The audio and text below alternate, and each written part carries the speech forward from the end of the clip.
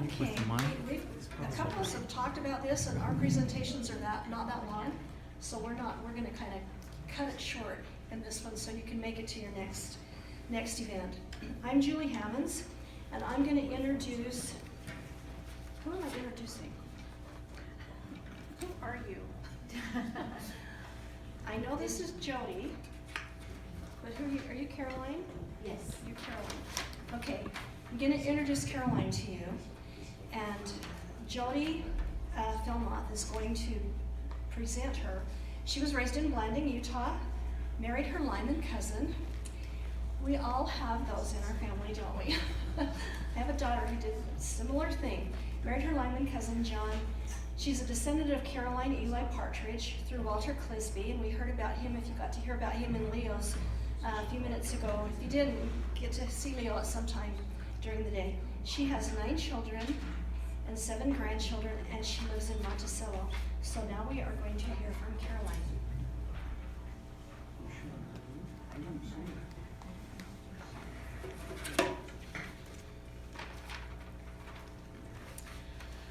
My name is Caroline.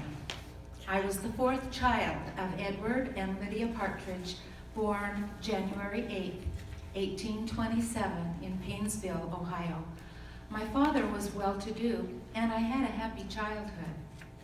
When I was about 4 years old, my father was baptized, a member of the Church of Jesus Christ of Latter-day Saints, by the prophet Joseph Smith. Only 2 months later, he was called to be the presiding bishop of the church. Family life was never quite the same after that. When I was 6 and our family was living in Independence, Missouri, a number of armed men came into our home and violently seized my father, taking him to the public square where he was tarred and feathered. When he came home, I thought he was a fierce Indian, and I hid under my bed in fright.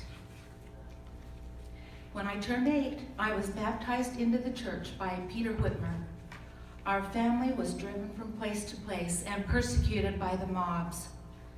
We eventually ended up in Nauvoo, where my father began construction of a house, but his health was broken in consequence of cruel and prolonged persecution.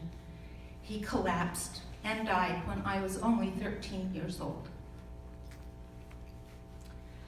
At age 17, I became the first plural wife of Apostle Amasa M. Mason.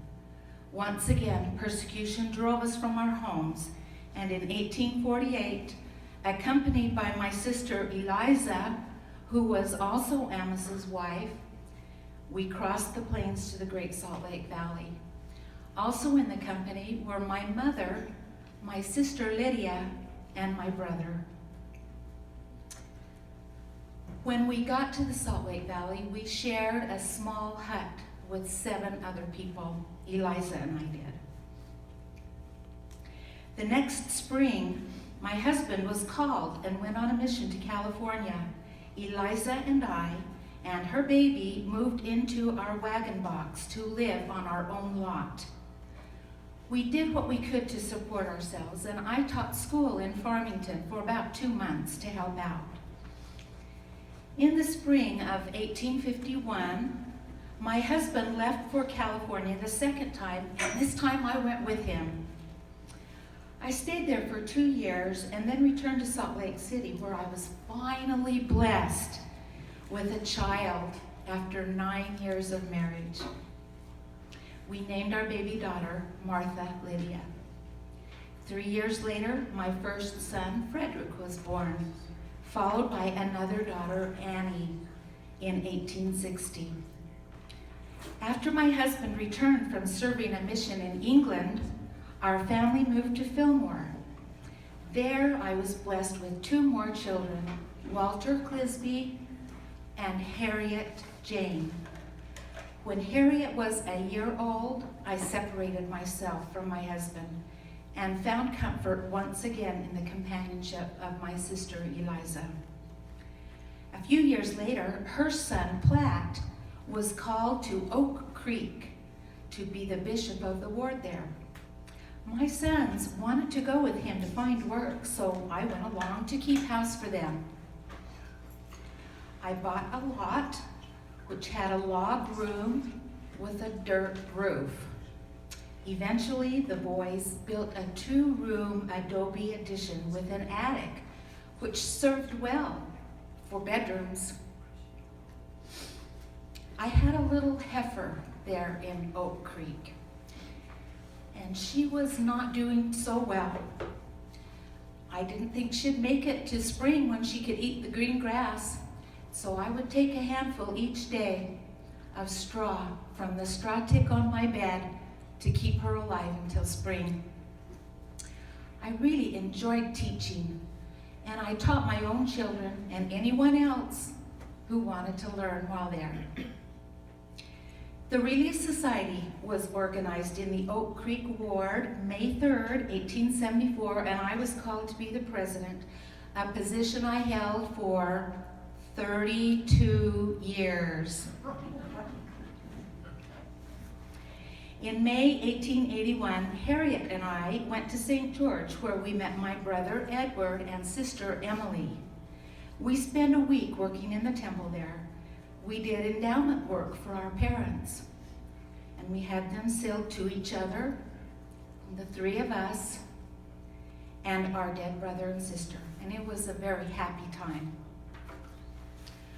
Over the years, I enjoyed spending time with my family, including my grandchildren. I particularly enjoyed gardening. I loved my flower gardens and planting vegetable gardens and fruit trees. About the last of March, 1893, I received a letter from the First Presidency, which read, "Dear Sister, the dedication of the great temple in Salt Lake City is an event of unique importance. We desire your presence on that occasion and cordially invite you to attend. We cannot forget the part which your noble husband, now deceased, took in contributing to its erection and the lively interest which he always felt in the progress of the building and its completion. We feel sure that you will appreciate the ceremonies and therefore desire your presence. It will be proper for you to be at the south gate of the temple block between 8:30 and 9:30 on Thursday morning, April 6th, 1893. Very respectfully yours, your brethren, Wilford Woodruff, George Q. Cannon, Joseph F. Smith, First Presidency of the Church of Jesus Christ of Latter-day Saints." I was instructed by the authorities of the church to bear my testimony of the prophet Joseph Smith often, which I did. On my 79th birthday, I wrote in my journal, 79 years have passed almost like a dream, and I wonder how many opportunities for doing good to my associates have I neglected. In all the years I have lived, my desires have been to do all the good I could and as little evil as possible.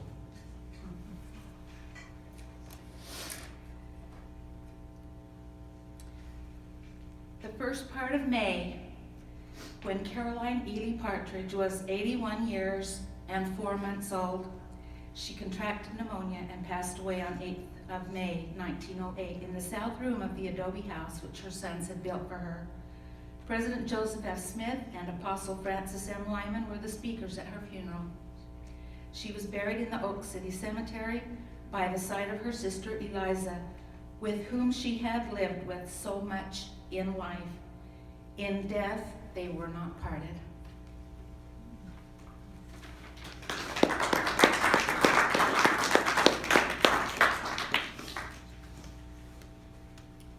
Thank you. And now we are going to hear from... Speak in the mic, Julie. Okay. He even brought it down to my level, and I still can't do it. Now we're going to hear from Eliza. Is that correct? Eliza Partridge Lyman.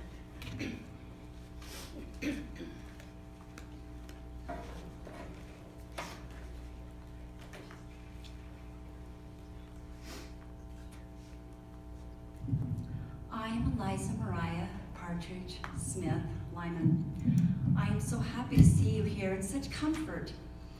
There was a time in my life where I didn't think anybody in my family would ever again meet or live in anything but a muddy hut.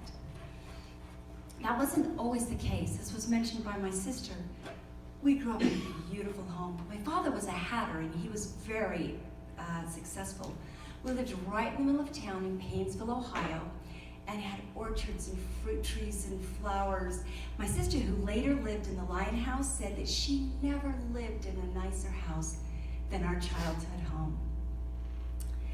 I went to good schools and I had every comfort that a child in that time could possibly have. My parents were Campbellites. They were followers of Sidney Rigdon. And when I was 10, some missionaries came into our town. Ziba Peterson, Parley P. Pratt, Peter Whitmer, and Oliver Cowdery. They had a new book. It was called the Book of Mormon. My mother believed them right away, but my father called them imposters and sent them away. He must have had a change of mind, though, because he sent after them, and he bought a book. He wanted to know for himself, though, so he went with Sidney Rigdon to meet the prophet himself in New York and to see if this religion was really true. Upon meeting my father, the prophet Joseph said, he was a pattern of piety and one of the Lord's great men, known by his steadfastness and patient endurance to the end. The prophet was baptized that December. My father was so excited to share the good news of the gospel that he went straight to his family in Massachusetts and shared the book and what he had learned about Mormonism. But they declared him crazy and told him to leave the house and to never come back. He was an upstanding member in our community, so surely he thought when he got home that his neighbors and friends would be interested in what he had to say and at least accept him. This was not the case. They too declared him crazy and ostracized him. As was mentioned, he became the first bishop of the church just 2 months after he was baptized. And there was no handbook and no training, although he was trained by the prophet and Heavenly Father, but his demands and what was expected of him was overwhelming. Because he was the my father had to leave and go help the saints in Missouri. When he left, I was very sick and I was expected to die. My father said goodbye to me, but he did not hesitate to go and do what was asked of him. He never did. When he left, he assumed that he'd be able to come back and settle the affairs, his business and his home and all of his properties. But his church assignments never allowed him to do that, and he had to ask for help in selling his home and his properties and his business, and he ended up getting pennies on the dollar. My father sent for us that next winter, and there were five of us girls. I was the oldest, and my mother. We had a miserable ride getting there. We were so excited to see him, but he wasn't there, and we had to rent a room. We rented a room in the house that was owned by some people that at the time were trying to get away from slavery. And the only light we had came through if it could come through the chimney, that's all the light we had. And if we wanted to leave the house, we had to go through their living quarters. We were so excited to see our father and thought surely we would once again have great accommodations. When we got to Independence, at least we had our own little house. It wasn't great, but we were starving. The people here ate only bacon and cornbread. We missed our fruit and our wheat bread. But Father started planting trees and making the property nice, and we thought surely this would be the place where we could grow and live the gospel in peace. But this was not to be.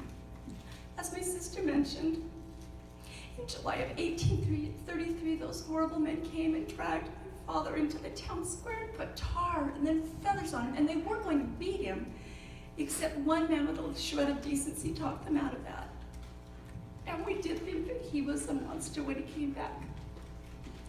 My mother had just had a baby 3 weeks earlier, and so the saints came to help pick the tar and feathers off my father, and it left him sore and bloody. It was the most horrific thing anybody should ever have to experience or even see. The mobs were so bad that my father signed an agreement that we saints would leave. He signed the agreement in the fall that we would leave that coming January, half of us then and half of us in April. But the mobs didn't keep their side of the agreement, and in November we were chased out into the wind and the ice and the snow and lined up on the banks, unprepared for what lay ahead of us. I wrote, we slept outdoors with ourselves and all of our belongings, getting soaked through. It was the first, but not the last time that I had to sleep outdoors.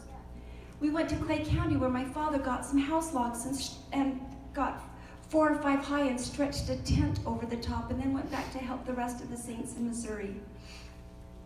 Then he and Brother Kirill bought a home that the two families stayed in for 2 years, in one room with one fire for both heating and cooking. I even think how hard that must have been for my mother. My father was away on a mission at the time. We then went to Caldwell County for more persecutions, and finally we got to Nauvoo. It was not beautiful when we got there, but it became beautiful. Before we settled there, though, I was sent to Lima to teach school to make money for our family. While I was there, I got word that my sister Harriet was dying. I rode through the night, and I got there in time to spend a few hours with her before she died. My parents were so distraught, especially my dear father. He had started building a place for us about a mile from the center of town. He had a little shed there, and he had decided he did not have the energy to walk back and forth. He would just live in that shed until the house was completed. But before he even moved into that shed, he died 11 days after Harriet, leaving us most uncomfortably situated. In my journal, I wrote, I was too ill to attend the funeral. My poor father. He was completely worn out from the hardship and fatigue of moving around and exposure caused by our enemies who never slackened their hands. He had been firm and steadfast in his religion and tried to do the very best of his ability to attend to every known duty as bishop of the church.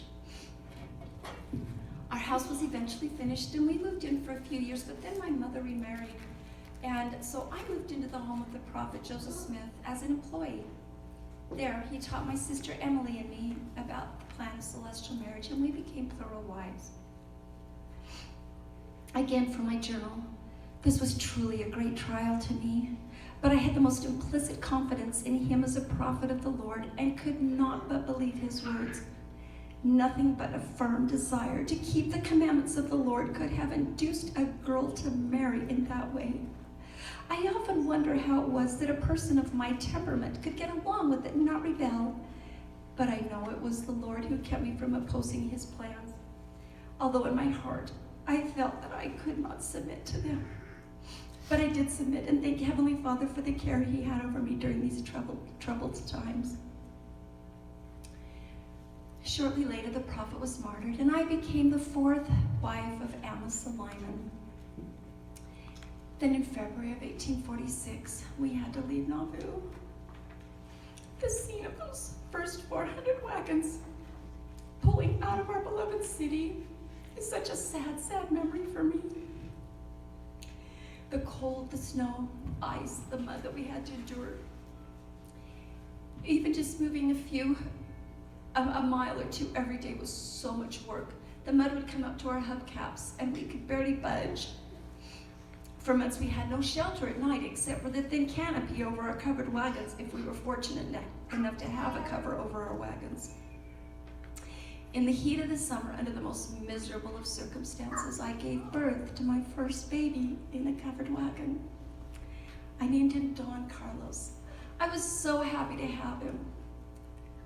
But the days were hot and the nights were so chill that I became extremely sick. People who hadn't seen me for a long time didn't even recognize me. I was just a skeleton of my old self. And I lost all of my hair. Oh, I was such a mess.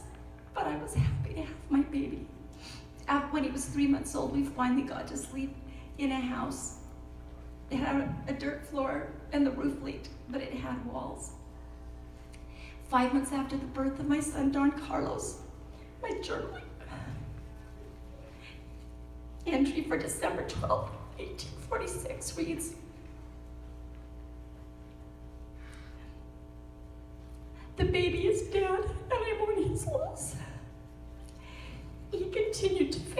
time he took sick, my sister Caroline and I sat up every night with him, and we tried to save him from death, for we could not bear to part with him. But we were powerless. The Lord took him, and I will try to be reconciled and think that it is for the best. He was my greatest comfort and nearly always in my arms. But he is gone, and I cannot recall him. So I must prepare to meet him in another, and I hope happier world than this. I still have friends who are near and dear to me. If I had not, I should wish to bid this world farewell, for it is full of disappointments and sorrow. But I believe there is a power that watches over us and does all things right. He was buried on the west side of the Missouri River, on the second ridge back, the 11th grave on the second row, being farthest from the river. This will be no guide, as the place cannot be found after a few years. A year later, still in winter quarters, my sister and I built our own home. We had been so uncomfortable, we took the logs off of our home and we got it 5 or 6 high, and I built the chimney up to my head before we had to have the brethren come in and help finish up.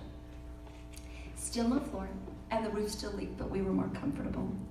Finally, in the summer of 1848, I was able to join the saints in the valley of the Great Salt Lake, but the journey was not very pleasant, as I was expecting my second child. I gave birth again in a wagon on the banks of the Platte River opposite Laramie. I named him Platte D'Alton Lyman. We arrived 2 months later to our destination. The country was so barren and desolate, I recorded in my journal, that I did not think our enemies need envy us this locality or ever come here to disturb us. Once we got to Salt Lake, we did not settle into a life of ease. Several of us were in one small cabin, and like my sister said, we opted to go out of the fort and to have a garden and some room, but again, that meant I lived in a wagon. Brother Lyman had been sent to serve the saints in California and then on a mission to England, leaving us to fend for ourselves as he often had to do. I had been trained as a tailor when I was a young girl, so I would sew to make money. And I would also spin, weave, clean, wash, iron, and take care of children in exchange for food. I joined the rest in 1863, the rest of Brother Lyman's family in Fillmore. By this time, Brother Lyman was very worn out in his service, much like my father had been, and he did not seem very happy. Although he was now physically with us, he was not able to really take care of us. A few years later, my dear son Platt was called to go on a mission, and while he was gone, I supported myself by teaching school in the old State House in Fillmore, and then I ran the Fillmore Co-op, and I made $1 a day. In addition to my own children who were still at home, I was taking care of the children of my sister Lydia, as she had passed away and her children had been left in my care. In February of 1877, the father of my children, Amasa Lyman, passed away. As I understood it, he requested that he was buried not in the robes of the temple, but in a dark suit. I do not pretend to understand what happened to this great man, but seeing him end his mortal life that way broke my heart. When I was young, polygamy had been such a trial for me to marry into, but I never doubted the principle, and that it came from the Lord. And as I got older, I gained a strong testimony of it. In 1879, I was appointed to be a delegate to attend a meeting at the state capitol to fight against the efforts of the anti-polygamous ladies of Utah. These ladies were going around the country gathering signatures that would try to compel Congress to ban polygamy. I was asked to be a speaker there at the meeting, and here is part of what I said. The polygamous ladies of Utah are the honorable wives of honorable men and have no desire for anyone to interfere in their affairs. We are happy with our husbands and children and do not need the sympathy from the outside world, nor do we thank them for it. It is now about 37 years since the prophet Joseph Smith taught me the principle of celestial marriage. I was then married by that order and have since raised a family of both sons and daughters in what is called polygamy. And I am not afraid to say that it is one of the most pure and holy principles that has ever been revealed to the Latter-day Saints, and one that is necessary to our exaltation. We are not afraid to compare our children with those born and raised in monogamy, Let us rejoice, my sisters, that we are numbered with the people of God, and that we have embraced the celestial order of marriage, and happy shall we be in the coming day if we have never spoken lightly of sacred things.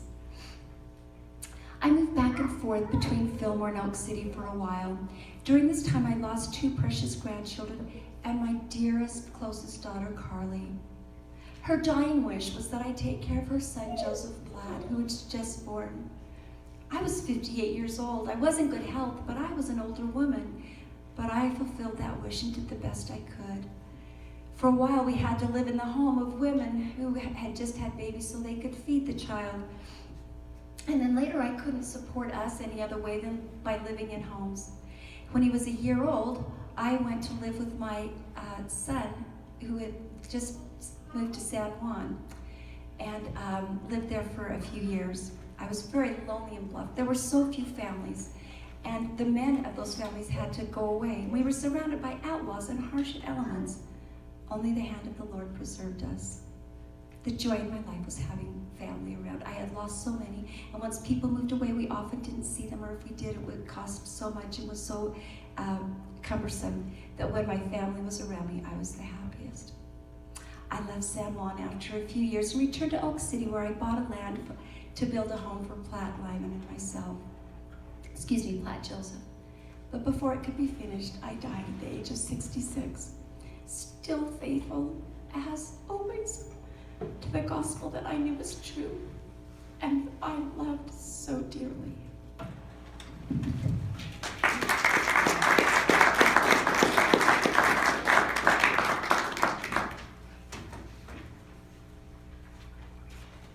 That was Cindy Evans, who did not want me to introduce her, other than as who she was portraying. I am Julie Hammonds. I'm on the board. They asked me about a year ago as we were planning this if I would find somebody or do something about Lydia Partridge. I told them I'd help them find somebody, but I absolutely would not do it. I don't want to dress up. I don't want to be something. I can't tie this anyway. This is my apron. I told them because I don't want to wear a dress, but I will put shoes on to come. So anyway, so here I am, and I'm going to. They told me 2 days ago, long story short, that I was going to have to be Lydia. So I am not going to portray Lydia, but they told me I could tell you about Lydia, and so that is what I'm going to do, is tell you about Lydia the best I can.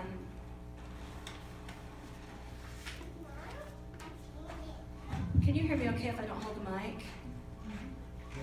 Nod your heads or something? Okay. Lydia was the youngest of the Partridge daughters and the third one to marry Amasa Lyman. She was just barely born when her father joined the church, when her parents joined the church. She was born in 1830, in May of 1830. And so her entire young life was going through all of the things that you just heard that her sisters told you about. The persecutions in Missouri, her father being tarred and feathered. She talks about a time when they moved near Quincy after they had been expelled from the far west area, and they had to live in the woods and keep warm by a fire. Their barn was burned. The persecutions followed them. When they moved to Nauvoo, she got malaria, and she had been sick as a child often. And she got malaria, and I don't really understand malaria too well, except my father had malaria, and he had medicine that he could take from that, and he still suffered from things from malaria the rest of his life. So I'm pretty sure that she suffered from the malaria. She also suffered from dropsy and edema. You know what that is? You can look it up. That's what I had to do. It's swelling. So it's like, when your joint, you swell and your legs swell and your hands swell. And she had a lot of problems with that. She also suffered from, they called it rheumatism, but as I did my research on this, I think it was probably more akin to rheumatoid arthritis. And I did have a bout where I was diagnosed with rheumatoid arthritis, 40 years ago, when I was 30. And it's very, very painful. And the pain moves from joint to joint. And she suffered with this most of her life. I don't know about her case because she did not keep a journal, but often when women have rheumatoid arthritis, it goes into remission when they're pregnant. So they get relief from that when they're pregnant. And she did have 4 children. I come through Edward Leo. But she and Amos did have 4 children. She married Amos the Lyman. She came across the plains with her mother, stayed very close to her mother after the death of her father, and married Amos when she was 24 years old, but stayed mostly with her sisters and her mother. The family was very scattered. If you follow the travels of Amos, he was gone a lot, and then a lot more. And so she was mostly with her sisters and stayed very close to her sisters. She did move to Fillmore, Utah, and is actually the only one of Amos's wives is buried by him in the Fillmore Cemetery. When you go there, you'll be able to see her grave. Her pain with her rheumatism that she had was so severe that the last few years of her life she couldn't really walk anywhere. She had to be carried, and she had to be carried on a sheet because she was so painful that nobody could touch her. I just, knowing what I went through, and I didn't go through nearly what she went through, that was really very, very painful. But she stayed faithful to the church. When Amasa left the church, and you'll hear lots of reasons for that, and there's some really good arguments for a lot of them. I hope you'll go to some of those experiences here at the reunion to kind of find out what was going on with him. But when he left the church, the Partridge sisters really did not stay with him, and they kind of separated themselves from him, but they stayed together as sisters. And Lydia did not keep a journal. If she kept a journal, I don't know where it is, and I'm pretty sure Leo could have found it if there was a journal somewhere, but no journal. But I wish she had kept a journal so I'd know a little bit about her. As I've studied the histories of these Partridge sisters and what the Partridge family went through, I really feel very grateful to them. And Lydia's very special to me. My grandmother was named Lydia after her. I have a daughter named Lydia who's named after her. And they're all named after Lydia Clisby, who was Lydia Partridge Lyman's mother.